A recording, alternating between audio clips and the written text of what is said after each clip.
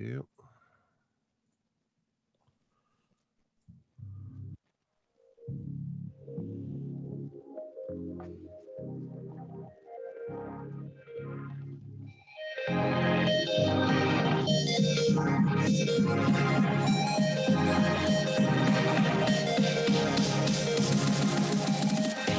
Welcome to M Squared Techcast, a live internet radio show offering the latest news and interviews with the people driving business, technology, and politics in Michigan.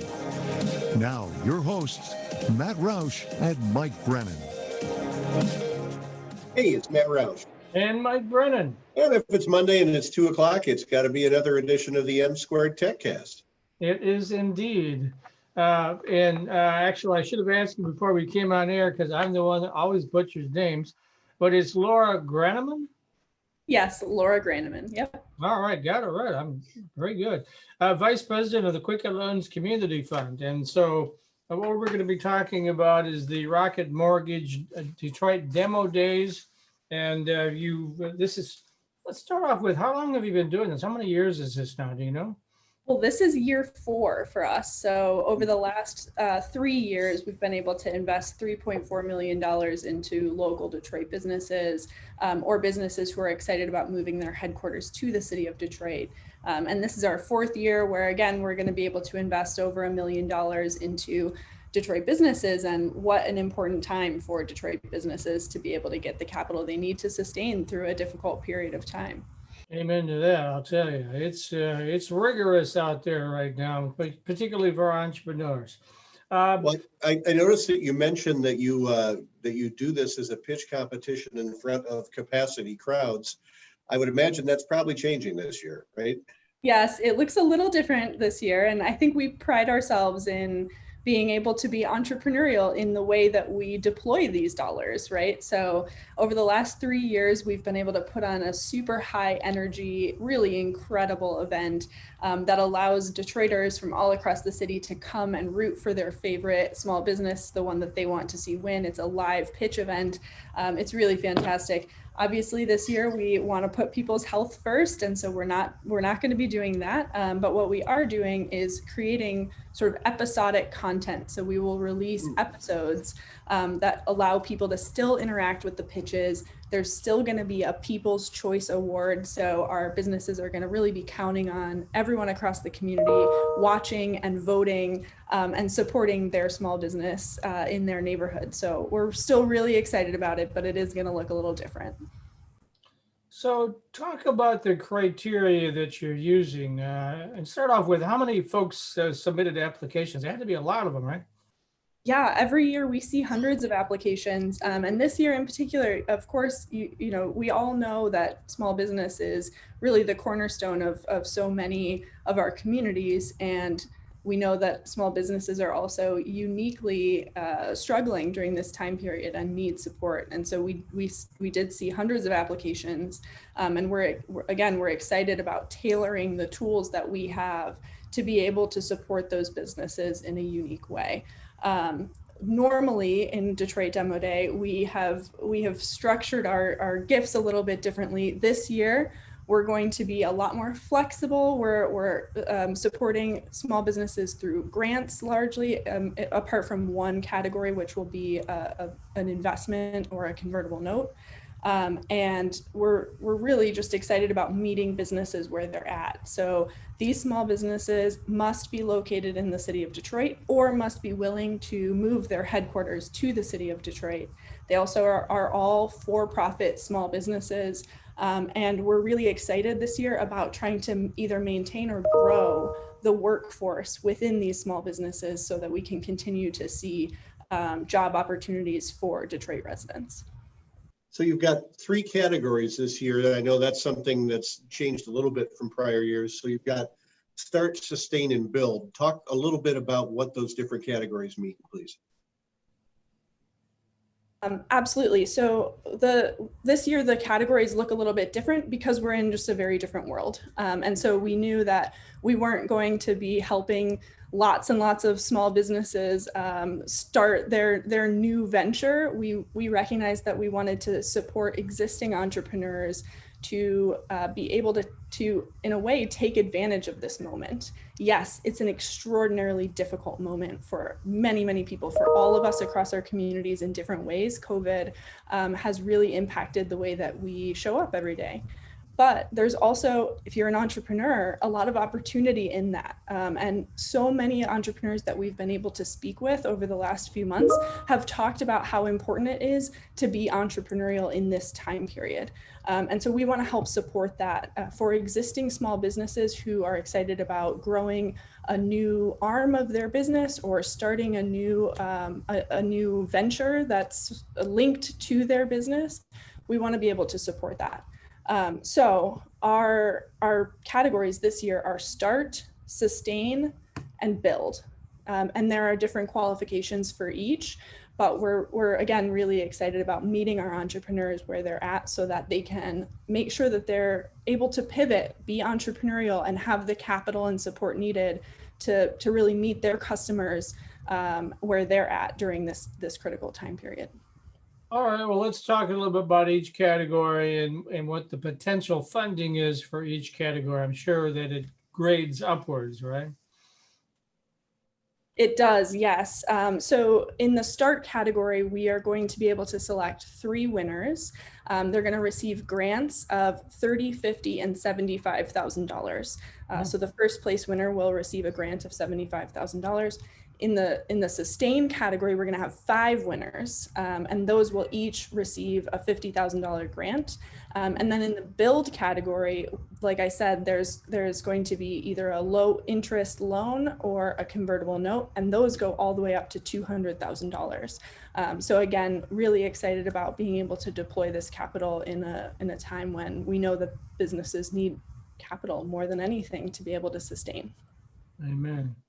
So before Matt starts, let me just follow up. So the convertible note then would be convertible to equity in the company, that sort of thing, or what? Yep, that's correct. Yep. And we have worked with businesses. So we actually currently have a portfolio of around 30 businesses from our previous years of Detroit Demo Day. And we've been able to work with each of them to learn from their experience, to be able to continue to customize these investments and tools to be as impactful as possible for the small businesses. And one other thing I would say is that the cohort is extremely important. You don't just receive financial capital from this investment, you actually also receive year-round support from our Quicken Loans Community Fund entrepreneurship team. And that's so powerful because, as you guys know, we're connected back to Quicken Loans and the Rock family of companies.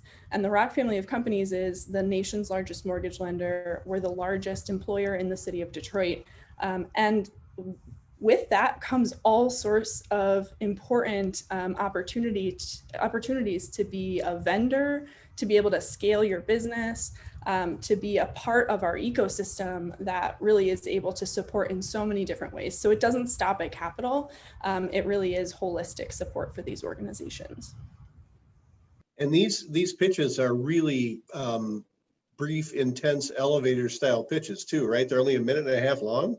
Yep, they're 90 seconds. It took us, we had pitch coaches from our Quicken Loans Community Fund team who have been supporting all of the entrepreneurs, and everyone of course wants to say all of the important work that happens at your business. I think being simplistic, being clear, those are all really important skill sets to be able to succeed at these pitches because they are only 90 seconds. And so you really have to make a quick splash. And we were lucky enough to have some really incredible judges from all over the country come and join us and be able to help us make those final selections. 90 seconds. I know I've been to a lot of pitch competitions, and typically there's 4 or 5 major points you have to hit: what the company is, who the players are, what the market is, what the potential is, what the exit strategy is. You're going to cover all that in 90 seconds? There is also a question and answer period at the end. So the judges are able to ask some of those really key questions that may not have been able to fit into the pitch itself. Yeah, I was going to say, boy, it'd be real short answers. Yeah, absolutely. So talk a little bit about the people who founded this thing. I know obviously one is Rocket Mortgage Chairman Dan Gilbert, but the other one, This James Chapman. Tell us a little bit about James, if you could. Yeah, so as you know, Dan Gilbert himself is an extraordinary entrepreneurial mind. And so he has always had a place in his heart for building entrepreneurs across the city of Detroit and internal to the Rock family of companies. And we're lucky enough to have had the opportunity to work very closely with James Chapman, who also shares that sort of entrepreneurial spirit and is excited about not only his own ventures, but also supporting so many entrepreneurs across the city of Detroit. So we've been lucky enough to work with James for the last 4 years. He has been a fantastic mind when it comes to how we can creatively and holistically support entrepreneurs in our ecosystem, and really just lucky to have him and his vision. So tell me a little bit about when and how these pitches are going to be recorded and when and how they're going to be released. When can we see them? Yeah, so we actually already recorded the pitches. We've been recording for the last week. And so all of these entrepreneurs have been able to come in person in a socially distant and safe way to the Detroit Savings Bank building in downtown Detroit, where they're able to pitch in front of these judges who again have come from all around the country to be part of this fantastic opportunity. And we recorded those alongside our friends and partners at Woodward Original, who's our production company, and we're going to be releasing those videos in October. So definitely keep your eyes peeled for it. We really want to build in, entrepreneurship. Everything has been difficult for us over the last few months, over the last 6-8 months. But there's so much hope in entrepreneurship, and I'm really excited to be able to release these episodes because I think it will leave so many people across the city of Detroit with that feeling of hope, and that there is something that we're still building together, that we're still supporting each other, that it's so important for us to support our hometown entrepreneurs, and that there's just so much potential there for all of us collectively as a community. Now, maybe I'm confusing my contest, but I was thinking there's audience participation in yours where these 17 videos, people would like vote on them kind of thing? Yes, there is. So that's even more of a reason to make sure that your viewership all watch these videos, is that each of our categories has a People's Choice Award.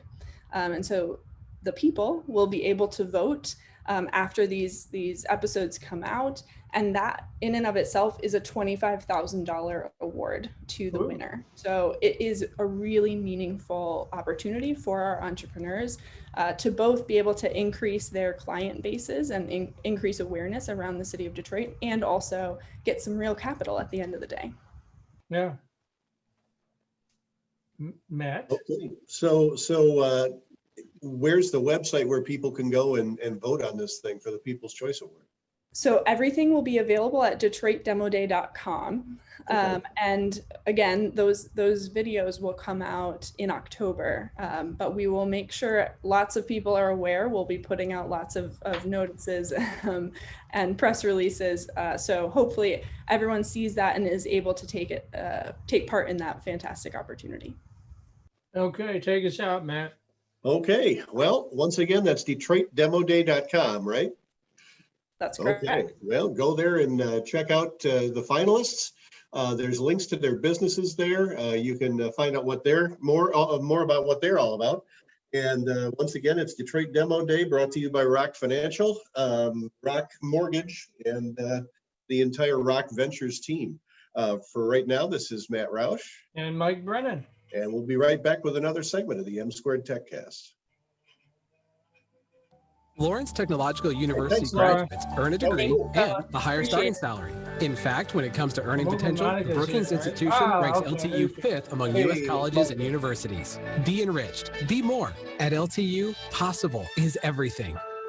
Salaries of Lawrence Tech grads are among the highest of any university in America. Plan a campus visit to meet with counselors, faculty, and coaches. Why wait? Find out more at ltu.edu. 30 As a seconds. Lawrence Technological University graduate, you're not only marketable, you're worth more. Yes, more. According to payscale.com, when it comes to graduate salaries, LTU is in America's top 100. Be invaluable. Be more. At LTU, possible is everything. Salaries of Lawrence Tech grads are among the highest of any university in America. Plan a campus visit to meet with counselors, faculty, and coaches. Why wait? Find out more at ltu.edu. Hey, it's Matt Roush. And Mike Brennan. And we're back with another segment of the M Squared Techcast with somebody I've heard about for a long time and really admired, Monica Wheat. Welcome to the show. Hi, thank you so much. Thank you for having me. Sure. Well, I've actually had the pleasure of meeting Monica on many occasions, known her for years, right? So Yes, absolutely. gosh, you've been into everything. You're a former venture capitalist that came back to Detroit, and you've done so much in the city. Why don't you talk a little bit about some of the stuff that you've been up to, and then we'll talk about this visionary bureau you're setting up. Absolutely. So I've been doing ecosystem development work for about 10 years. And most recently, about 4 or 5 years ago, myself and several partners formed a group called Venture Catalysts. And it's a 501c3, think consulting for ecosystems. And we do large scale initiatives, and we brought in major partners. We brought in Techstars, we brought in Afrotech, we brought in Backstage, we brought in a wide gamut of folks to come on board into our ecosystem and provide value to entrepreneurs, whether that's an accelerator or pre-accelerator, whether that's funding or mentorship or business development. We do things that catapult entrepreneurs forward. So we're excited. And most recently, we just finished, we did the first virtual startup week in the country, and that just ended in the end of June. And so that was amazing, a lot of work, but definitely amazing. And 150 sessions this year, and several thousand attendees, and was really good for the ecosystem in the midst of COVID, of helping founders and small business owners and those who want to be either of those things, learn how to navigate in the midst of this pandemic, but in general, just learning how to either build or to start or sustain a business in this climate. All right. So let's talk a little bit about your latest venture, Visionary Voices. Yeah, so Visionary Voices is not a venture. It's a part of a group called All Raise. So I've been in the venture capital space, like I mentioned, a little bit over a decade. I started out doing angel investments when I was in corporate, and some of those initial angel investments just didn't do well because we didn't have as robust of an ecosystem back then. And Visionary Voices sees that issue, but sees it nationwide, and they're really focused. All Raise is really focused on amplifying the voice of women in tech and venture capital. And so they do an annual conference called the All Raise VC Summit, which is focused on females and adding more females into the venture capital space. And then one of the other initiatives they started earlier this year is the Visionary Voices Speakers Bureau. And so basically one of the things that they have found, being in the midst of venture and in the culture, entrepreneurship, innovation, if you go to the different entrepreneurship conferences, you're seeing less than 25% of the tech event speakers are women. And less than 15% of the keynotes are women. And so what they did is they tapped and reached out to the broader audience. They asked for nominations, some folks they reached out to, and they collectively have put together a group of just under 1,000 folks, of ladies, who are going to be a part of the inaugural Visionary Voices Speakers Bureau.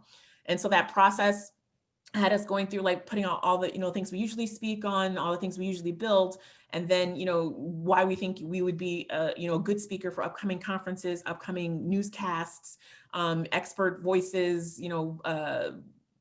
author background, all that good stuff. But putting it in one place so that when people are planning these events, they have a place to go to find vetted, talented female voices in the tech and venture space. And so definitely an honor to be included in this group. These women are amazing. A lot of friends of mine, a lot of women I've admired for years, a lot of women who I've seen do some amazing stuff in recent years. And so to get selected to be a part of the inaugural group was definitely an honor. And I've already been fielding just people looking to connect and people looking to see ways where we can work together. And that was the point of the Visionary Voices initiative. Yeah, Now- because I mean, I've looked at some figures on this. I've got some up on my screen here right now, and women of color get just a vanishingly small percentage of venture capital. There's one I found on Project Diane that said basically the Latinas get less than 1%, Black women even less than that. I mean, it's you know, it's that there's a bunch of zeros on the wrong side of the decimal point. Yes. When it comes to that, and it's, so this is basically an effort to change that, fix that, or at least start to. Right? Yeah, absolutely. And I think a lot of it starts with representation. In these, there's tons of large tech conferences, tons of venture funds that are looking for board members, tons of tech companies that are looking for board members or co-founders or things like that. And I think something like this, it's focused on speaking, but it also is bubbling to the top of so many talented women who could be integral parts. And I think that's part of the problem is just not the connections not being there, and then people just not having access sometimes. And so I think this goes a long ways towards, kind of eliminating all of those as reasoning on why you wouldn't have any females on your panel, or you wouldn't have female members of your venture team or your investment team, or why you wouldn't have female founders as part of your cohorts, is not being able to get access to them. And that was a lot behind what All Raise is doing as a group, but definitely with this new Speakers Bureau that they've been a part of. Is there some way for us to leverage that here in Michigan, that you're on this bureau, and is there some way that we can tap into those resources to help folks here in the state? Yeah, so anyone can, I believe anyone, and I hope I'm not misspeaking, can access the Visionary Voices Bureau, and it's allraise, ALLRAISE.org /visionary voices, all one word. So it's allraise.org /visionary voices. And if you go on that page, the very top link says see the speakers, and you can see all of the speakers and have ways to get in contact with them. And that, again, figures out ways. Now, right now, especially in the midst of the pandemic, a lot of folks are doing things virtual. So you have the opportunity to get access to folks who normally you couldn't get access to. So I think that definitely benefits Michigan and the Detroit area, because there's speakers and folks that we could have in the mix that we wouldn't normally be able to get because, them coming live, travel costs, all that kind of stuff. But virtually, you'll have that option. And then going forward, as the world goes back to normal and you're plotting budgets and you're plotting ideas of how to have people involved, you'll have a broader Rolodex, if you will, that you can use to plan things. Okay. Describe to me a little bit about your work in creating an ecosystem in which more women and non-binary people can get funding, can be taken seriously as entrepreneurs. Yeah, it's a huge part. Like, as you mentioned, in the world of venture, less than 5% of people actually get venture capital funding for their businesses. Most people do traditional loans and other methods. But of that 5%, as we mentioned, hovering around 2% of those are women as a whole, and less, as you mentioned, also less than 1% of those are women of color. And so one of the ways that we've been working on that for a while is, so the work that I do is on two sides. I work with general market firms and groups that have diversity and inclusion as part of their tenets, but that's not their 100% goal. And I work with folks who have diversity and inclusion as their 100% goal. So Techstars is a group like that has always been focused on diversity and things like that.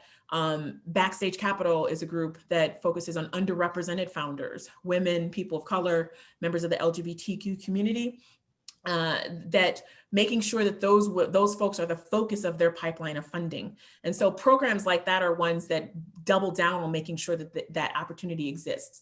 Years ago, when I first started doing this work, we brought a group here that was backed by Google called Women 2.0, which was focused on female founders and was getting those folks in front of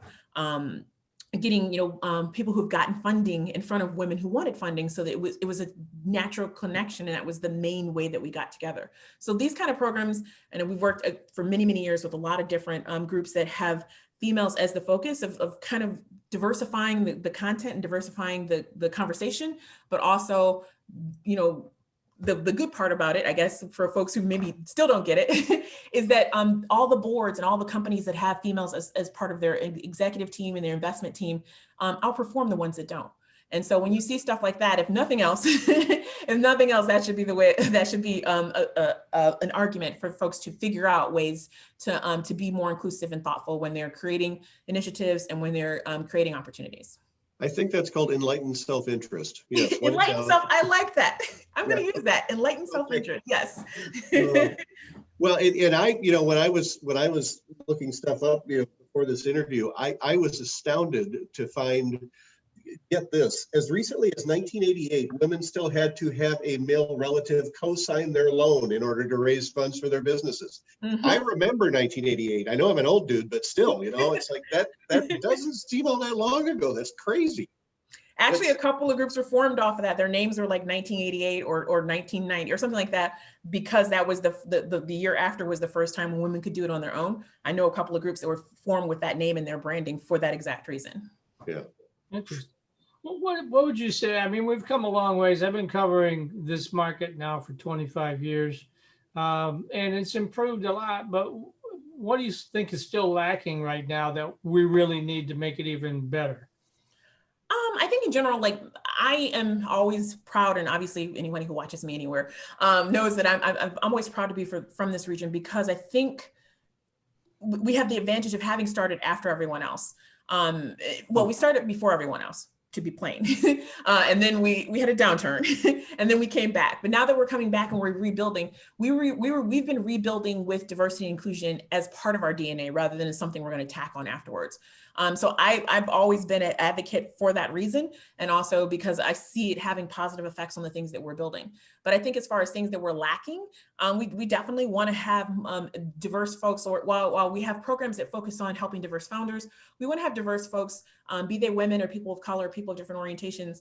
We want to have those folks all through the pipeline, not just founders, but in leadership positions and investment management positions, like all those different levels. And I think that completes the cycle of what we've all kind of been working for and see as the broader vision, is just to make sure there are people at all levels. And a lot of that starts with things we talk about a lot now too. It's like we talk about spaces on boards and things like that. Those are spaces and places where decisions are being made that are coming from very uniform, undiverse voices. And so the more that we're thoughtful about that as part of our makeup, we'll just be better and better. And to Matt's point, enlightened self-interest, it's going to make us, it puts us in the better phase of earning money and be able to create jobs and being able to create a broader ecosystem. Yeah, you want more people in, to quote the Broadway show, the room where it happens, right? There you go. Yeah, gotcha. All right, so your venture accelerator, why don't you give the address for that? Well, it's not venture, angel accelerator, Catalyst. Why don't you give the address for that real quick, and then once again, how people can take a look at the bureau. We're getting close to the end of the segment here. Absolutely. So Venture Catalyst 501c3 is at www.venture, VENTURE, Catalyst, CATALYSTS.co. There's no M at the end. So that's a Venture Catalyst. That's our 501c3 ecosystem development group. And then the Visionary Voices Speakers Bureau. Tons of great ladies on there. Highly encourage everyone to get on there and just check it out if nothing else. It's at allraise, allraise.org/visionary voices. And so I hope everyone gets a chance to check out both and join us, especially in Venture Catalyst, as we continue to do our work in Detroit and in other cities nationwide. And we're looking forward to just gaining even more partners at the outset of this pandemic and continuing to build. Okay. Matt? All right, Monica Wheat, doing the Lord's work to make entrepreneurship a little bit more diverse. And congratulations on your successes so far, and much success to you in the future. We'll be back in just a minute with another segment of the M Squared Techcast. For right now, it's Matt Roush. And Mike Brennan. And you're watching the M Squared Techcast, mitechnews.tv. Lawrence Technological University. Thank you so much. That was fun. Take care. We'll get you the MP4 file later this week. Institution ranks LT fifth among U.S. colleges and universities. Thank you, guys. Yep, take care. At LTU, possible is everything. Dr. Doom. Hey guys, how's everything? Highest of any university in America. Run a campus. Do you have another scary as shit slideshow planned for us today? Or Find out. Well, it is a little bit scary actually. I was trying to. I hope people are all sitting down. NAIA athletics and all the software. Hang on one second. We're still in commercial. Smart. Sure. At LTU, How's everything going? is everything. Oh, good. well, I became a grandpa last week, so I'm pretty happy about that. Congratulations, first one. Yeah, first one. Yeah, my son and his wife had a little girl, Grace Willow. Find out more at Oh, how nice. Only 5 days old now. So Here we go. Thanks. hey, it's Matt Roush, And Mike Brennan. and we're back with another segment of the M Squared Techcast with our weekly guest. It's Dr. Doom himself, Fred Brown, our resident epidemiologist and infectious disease expert, and he's going to tell us what's going on in the wide world of coronavirus. And this week, your topic is? I thought we were talking a little about modeling. Last week we talked about biological modeling, and that's one of my areas of expertise. I have to be able to do that in order to understand how to best intervene when I'm working with governments and cities. So we try to project what the model is going to do, what the COVID is going to do in advance, so we can get ready. Otherwise, this thing could overwhelm you with this exponential growth. And so we talked last week about the fact that we thought that everything's going to be pretty flat for a little while, moving upwards slowly, but that by Halloween, between Halloween and Thanksgiving holidays, we're going to have a significant increase, and all of a sudden, from Thanksgiving up through December, we're talking about probably a 2 or 3-fold increase of what we have right now across the United States.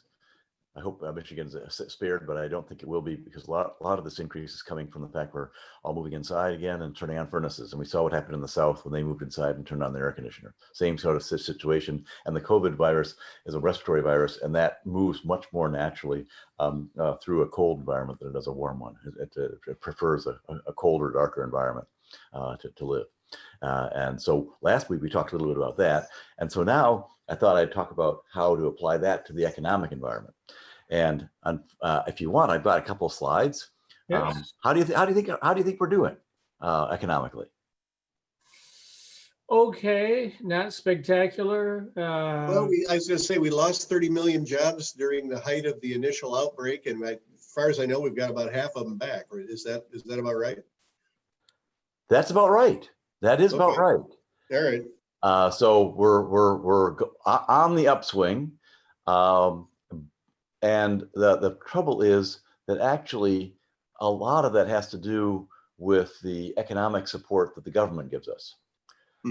And when you see the distraction, sadly, of Ruth Bader Ginsburg dying, I'm concerned that Congress may take its eye off the ball, which they already have, and not fund as much as they need to get through this epidemic. They're talking about $1.5 trillion. I think that's just about what we need. But if it's less than that, it's going to really hurt the economy. If it's more than that, it might be okay, because we have to get through a difficult season during a lame duck session of Congress. So I wouldn't be too unhappy if they went to $2.5 or $3 trillion, but 2.5 is about as much as on the table. And here's why. Right now, they have what they call a K-shaped recovery. Have you guys heard of the K-shaped recovery? No. So that's sort of interesting. They're part of the economy is taking off because they're actually doing better in this pandemic relatively compared to other parts of the economy.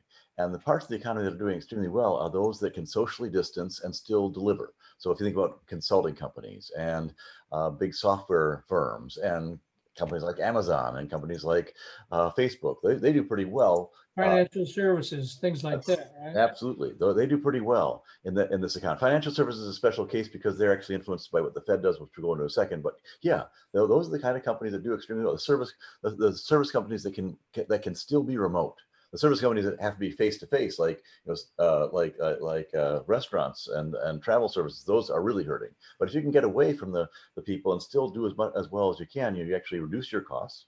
and you increase your revenue. So it's a great situation. And the FANG stocks, they call the FANG stocks.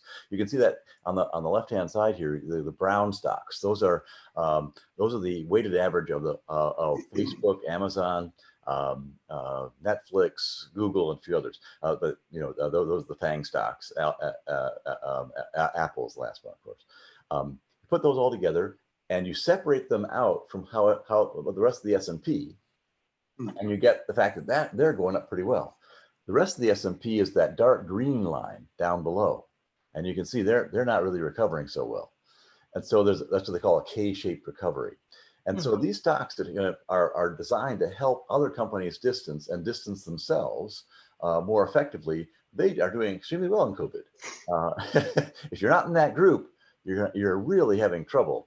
And the real problem we're having is that people get confused between what's happening in Wall Street and then versus what they call the real economy, which is happening on Main Street.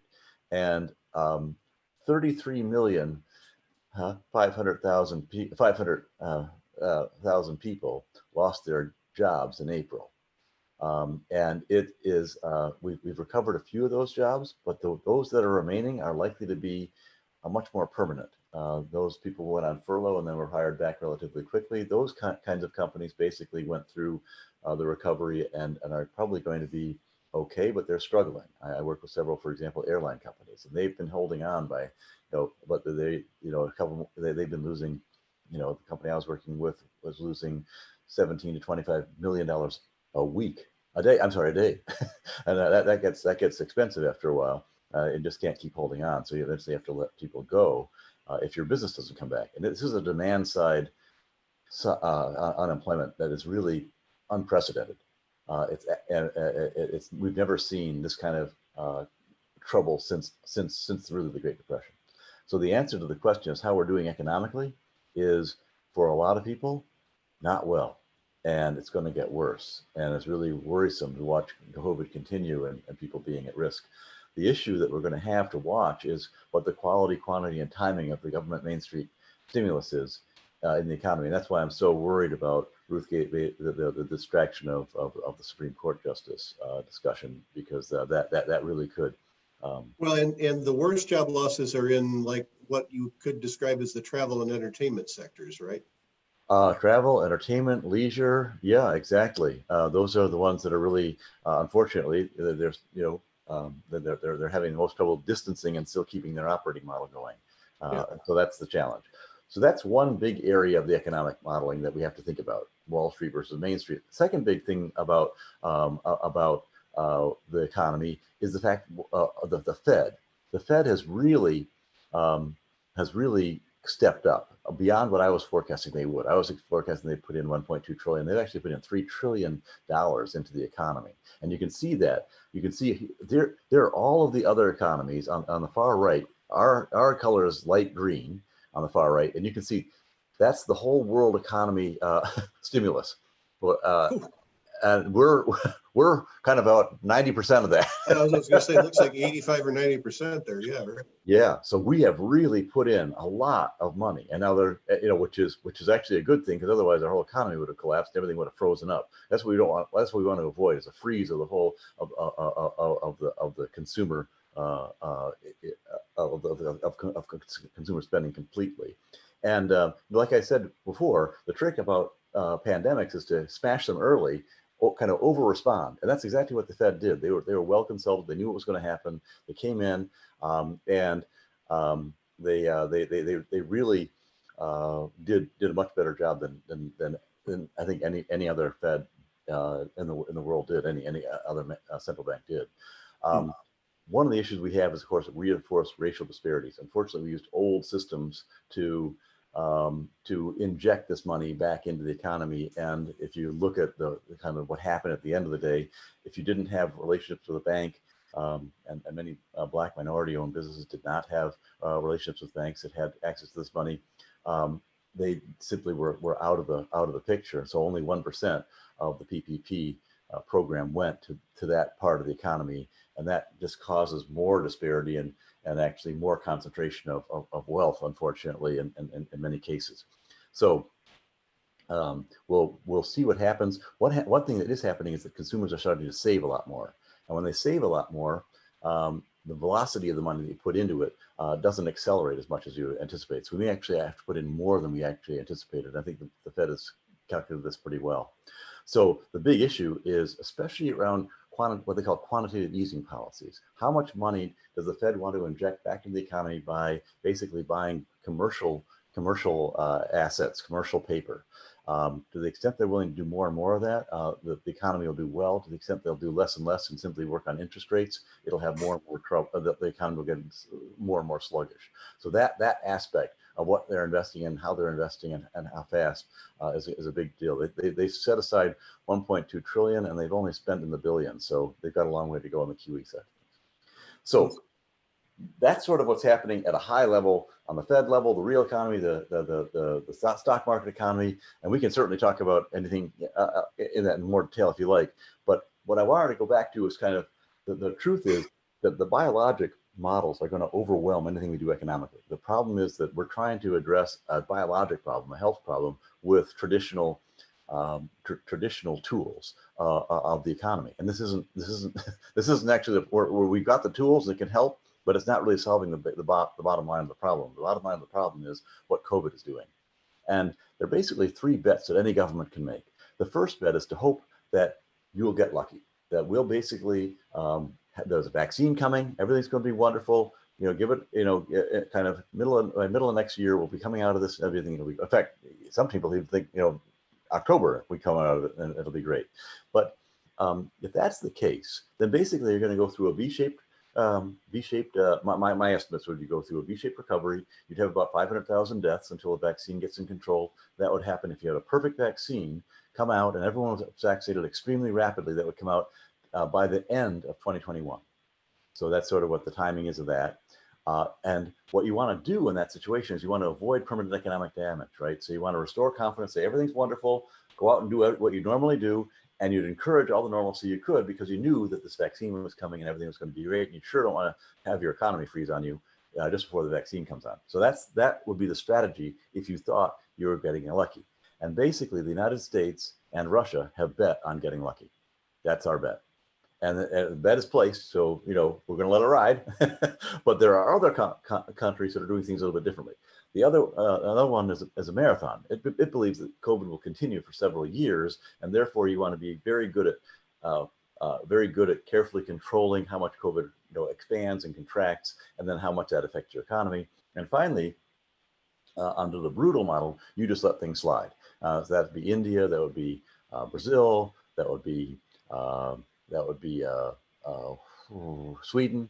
So those countries are letting things go. UK to a large extent is letting things go. Sadly, they just shut down again, so maybe they're getting back into the marathon. Europe and China and Korea and Taiwan and Singapore are more of the countries that are going for a marathon kind of approach. That gives you a sense of where all the bets are right now in the governments. Now let's talk about our U.S. economy. Basically, you can see that what I put into my model is how much you've got for positive factors helping you increase the overall economy, and where the negative factors are. And you can see that we're pretty well balanced when we started to move in to the year. What it was slowing, we were slowing down a little bit. The dollar velocity was going down a little bit. The government debt levels were going up to pay for the big tax cut President Trump arranged, so that also was having a little bit of pressure on the economy. But unemployment was doing great. Our tax rates were great. Our interest rates were great. And so, that sort of offset, and we were, sort of continuing to churn along pretty well, not bad. Then we see what happens when we had shutdowns. And, it wasn't that we decided to have shutdown, and COVID made us have shutdown. So there wasn't just, no one was willing to go out and buy stuff. That was, people say, oh yes, we decided to shut down. No. It had nothing to do with what we did. COVID said, if you don't shut down, basically we're going to kill everybody on the planet. So we decided, we'll back off a little bit. That really was what caused the shutdown, is COVID hit us. And after that, the savings rate started to increase. So that actually caused us to push down the economy. Healthcare investments actually are slightly negative here because you've got to reinvest in infrastructure that you should have had to begin with. So they don't help as much as they should. Structural unemployment increased significantly. Corporate earnings went down a lot because we didn't have any revenues, and taxes ultimately are going to increase because someone's going to have to pay for all this. So those are the things that are pushing us down as we try to move out of this issue. And on the other hand, we had the Fed, as I said, the interest rates, the QE, all that, the CARES Act, the HEROES Act coming through Congress are stimulating the economy. So those are the things you have to offset. And what's interesting about this is that at any given point, what COVID does actually completely overwhelms anything that, Fed can do anything they want with interest rates, but if we've got a mutated virus on our hands that is, that has a death, that triples the death rate suddenly, what the Fed does with interest rates isn't going to matter at all. So we have to always model COVID first and then look at the issue on how it hits the economy. So you can see that there's a huge range of how long this COVID era could last. It could last 18 months if we're lucky with a vaccine, or it could last 120 months if we're really unlucky with how well these interventions work. And the recovery, no matter what happens, is going to take a year plus, because it takes time for the economy to regain consumer confidence, actually disperse the solution that actually stopped the COVID, and then after that you get normalcy. So normalcy, I think, might happen as early as 2023, but it may take us until 2030 to get, or even beyond, to actually get to what we consider completely normal lives and back to the same economy we had before this COVID virus hit. That's sort of a sense of how we model this. And the answer you can see is that it looks like we're going to have sort of a square root function. So it's going to come down sharply and then come back up and then slowly go upward. So let's take a look at that. Basically, here are the different square root functions depending on what happens to the COVID virus. We talked about the 3 bets. One was the get lucky, and that's the case. If we get lucky, you can see that we're going to. That's in the green. So if you look at the green, it's right here. Comes down, comes back up quite rapidly, and basically by 2023, you're back to a normal economy. Middle of 2023, you're back to a normal economy again. Now, I'm not talking about the stock market. I'm talking about the real economy, where people have been unemployed and gradually get back to work. You can see how far things came down. Our GDP was at about $21.7 trillion, $20.7 trillion, excuse me, and went down 35% in that period where we shut down. And the U6 unemployment rate, that's a full unemployment. We hear on the radio is the U3 unemployment rate. That's people who actually filed for unemployment. The U6 unemployment rate is people who are the complete number of people who are not working. That went down to about 22.5%. That went from 4.4% to minus 22.4%, 5%. So really a huge dip, and then slowly came back up again. Now, if we're on a marathon race, that means that we've got this. The blue line is the marathon, and basically, I think we're going to cost about $12.6 trillion to get through it. We'll have to invest in the new infrastructure and healthcare quite a bit. It's going to take us about 4 years to get through the process, and we'll have normalcy in about 5.5 years.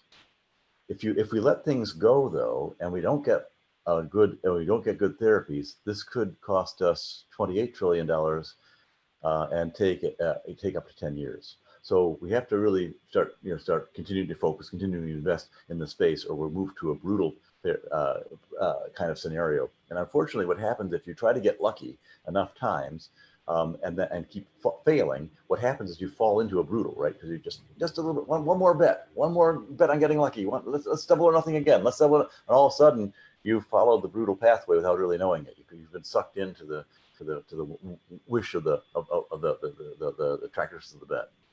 So my thought about how to manage this is actually to try to hedge that scenario where we're gonna see if we're gonna get lucky to begin with. So you kind of say, fine, let's evaluate that bet, and if it doesn't work out, if we still don't have control of the virus because our vaccines aren't quite as good as we were hoping they would be, then I'd recommend at least investing in a lot more testing, a lot more healthcare infrastructure. So if you have to go a long time, at least you're ready for the downside.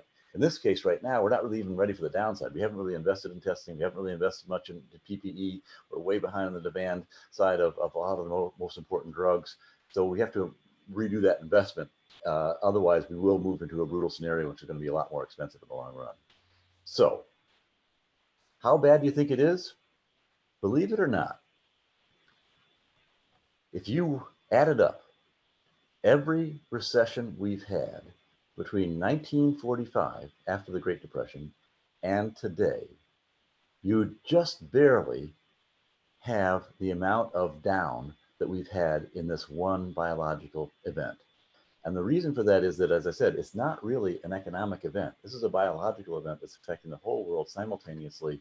And so when we had our Great Recession, that took us, several years to get out of, and it took our economy down about 5.5%. This took our economy down a lot. You have to add up both of the major recessions we had during the Great Depression, and then you get to the level of unemployment and GDP effect that we had just with this COVID issue. So you have to add up what happened in the dot-com, what happened in the 1990s, what happened in the 1980s, what happened in the 1970s, all the recessions in the 60s and 50s, and all the recessions in the 1940s. If you add all those together, you just barely get to the point where you're hitting the amount of impact this is having on our economy economically right now.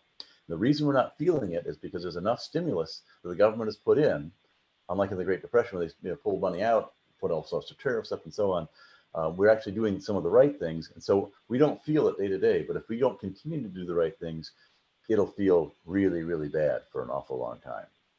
So that's sort of where the economy is. So my general forecast for the economy is expect sustained negative growth, a reverse square root recovery, slow up, big peak down, slow upside. I think it'll probably be at about 8 to 9% unemployment for about 5 years. Unfortunately, there'll be additional lockdowns that may be required that'll cause the economy to dip again into a big downturn, and that may happen in this February.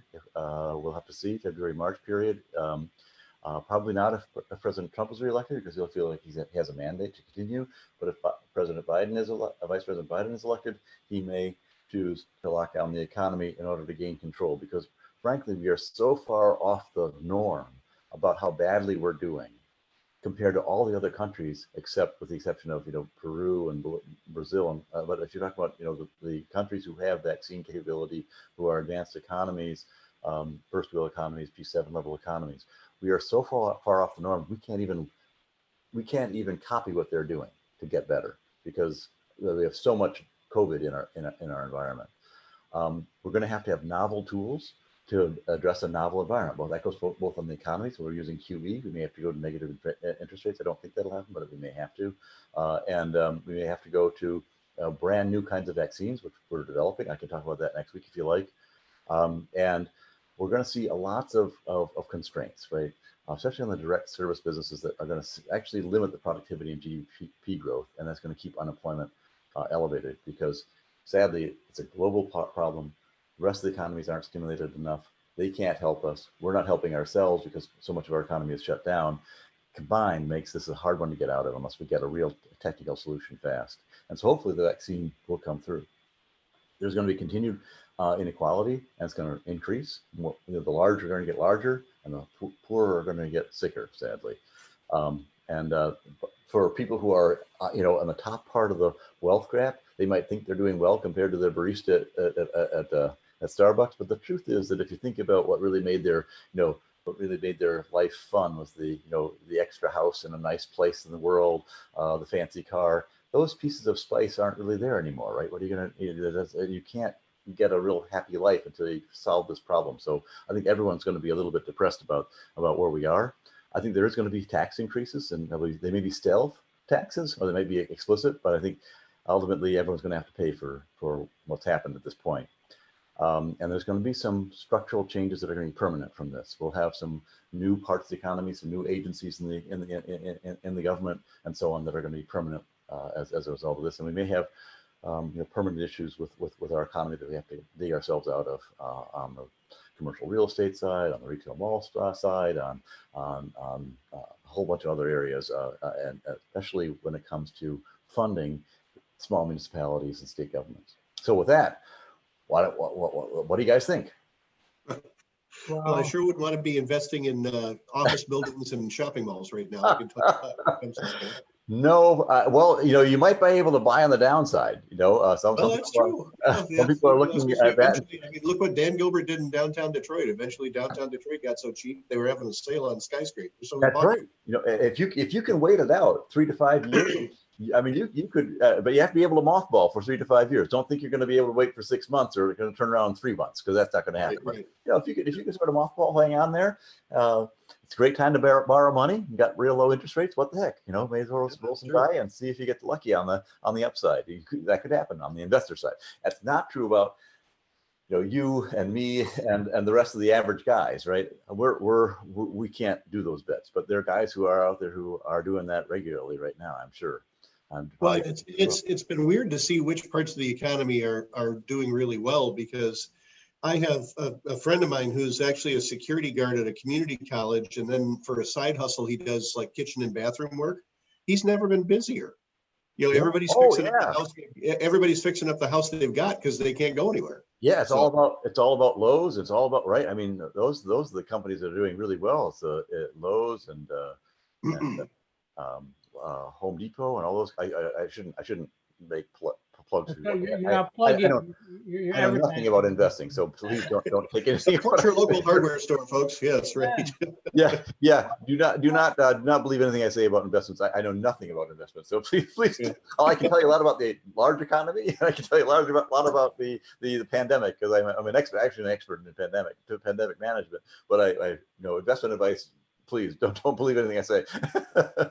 Well, one of the businesses that is doing well, a group of businesses that are doing well in Michigan, is my other publication. The cannabis and the CBD world right now is exploding in Michigan. We've only been legal for cannabis since December, and people are buying it like crazy, and tax dollars are coming in, and I guess because they have a fair amount of time on their hands and they're at home or something, but. And those same businesses, I think you might see a lot of them moving into those empty warehouses and whatnot. That's right. Absolutely. They're at that stage where they want to expand, and these warehouses are lease spots that have been in malls or whatever are closing down. And so that would give them an opportunity to move into those. Yeah, lock a big 5-year deal in right now, right? I mean, it's the right time to go for something like that, possibly. The one thing that is interesting is that Michigan actually was the #1 state in terms of support that it gave its citizens during the shutdown. When you look at the federal plus the state government subsidies for unemployment, Michigan was #1. We were $1,500 ahead of the average per month for the state residents. Unfortunately, now that you see those subsidies being pulled back, we could have actually a bigger hit than most other states too. So something to think about. But at least we did well on the first round, and hopefully people save. Well, we got about 3 minutes left, so that's not enough time to really go into any subjects. But let me just hit you with a quick one that's always sort of perplexed me. Are viruses sentient? I mean, they seem so intelligent. They seem to know what to do, the right things to have the biggest infection bang. I'm not an epidemiologist like you, so I don't know. Are they smart? Well, it turns out that organisms like viruses actually are. Viruses don't have really an intelligence until they start infecting people, because they need us in order. They're sort of a parasite. They're a genetic parasite. They're sort of like a message in a bottle. And you open up the bottle and you read the message, and then it becomes powerful. The same thing happens in our bodies. Virus gets into you, it opens up the message, all of a sudden the virus becomes alive and powerful. They don't really communicate with one another to our knowledge. There are, interestingly, some really interesting studies about even slime molds and things like that communicate electronically. It's a sort of very, very cool research. But in this case, they don't really communicate, but they are very effective in getting into every open area. If you leave anything untouched, nature is just relentless. I mean, it will fill up every niche, every opportunity, every availability. If you don't cover it up, it's there. And we know that from dust and everything else. It's just gonna hit you. And if you don't control it and have a strategy for controlling it, so it isn't that it's smart. It's just that we're letting it have too many opportunities, and that's what's hurting us. Okay, we're gonna have to leave it at that. So what are we gonna cover next week? next week we could, if you want to, we can go into vaccines in a little bit if you want. There's some pretty interesting things on the vaccine space if you want to go into that in some detail. Yeah, that's that sounds like that might be even somewhat hopeful, which I think we all need right now. So yeah, yes, hope is good. Oh yes, no. The vaccines are our best story, right? I mean, that's the big bet we made, and some of it's coming through. I mean, I'm surprised. I'm shocked about how fast things are going, and it's great. I mean, it really is. I'm really hopeful that we're going to get something good. We're going to leave that on that hopeful note. So take us out, man. All right. Well, I want to thank our own personal epidemiologist and infectious disease expert, Fred Brown, for being with us today. We'll be back again next Monday at 2 p.m. Eastern time, same bat channel. And we'll see you again in a week. For right now, it's Matt Roush. And Mike Brennan. And you've been watching the M Squared Techcast, mitechnews.tv. Hello. How are you guys doing? Good. Really good. Good. Thanks for listening to M How are Squared you doing? You keep it, I imagine you keep Internet it radio show offering the latest. Yeah.